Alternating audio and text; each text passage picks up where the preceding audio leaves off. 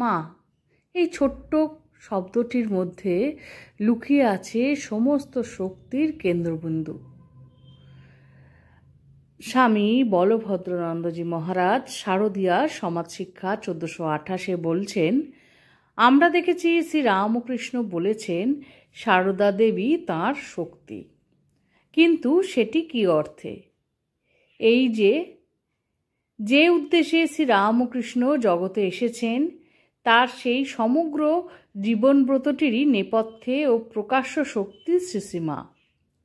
যুগবতরের শক্তি যাতে নিদ্রিত না থাকে, শ্রীরামকৃষ্ণের জগৎ কল্যাণ কাজে তা যাতে সক্রিয় হয়ে ওঠে এবং শ্রীশ্রীমাও যাতে নিজেকে সেই শক্তির পূর্ণ আধার রূপে সুস্পষ্টভাবে উপলব্ধি করতে পারেন, সেই জন্যই শ্রীরামকৃষ্ণ ফলহারিণী কালী পূজার রাত্রে মাকে ষোড়শী দেবী রূপে পূজা করেছিলেন ষোড়শী অর্থাৎ ত্রিপুরা সুন্দরী দেবী মন্ত্রে।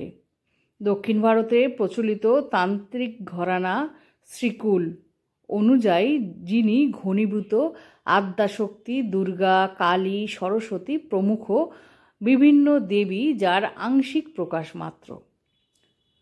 শতরূপে সারদা অনুযায়ী এই মহাপুজোর তারিখ 1972 খ্রিস্টাব্দে 5ই জুন।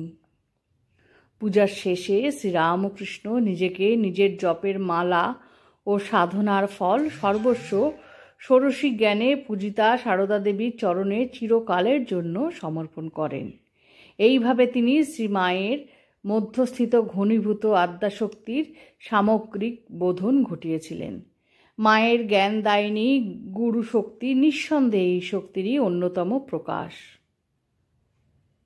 এই প্রকাশই করে গিয়েছিলেন শ্রী শ্রী ঠাকুর, আর মা তার আদেশ হিসেবে আমাদের এই জগৎ সংসারকে এখনও রক্ষা করে আসছেন। ছোট্ট ভিডিওটি আশা করি ভালো লেগেছে। ভালো লাগলে সঙ্গে থাকবেন। শ্রী ঠাকুর মা স্বামীজির শ্রীচরণে শতকোটি প্রণাম।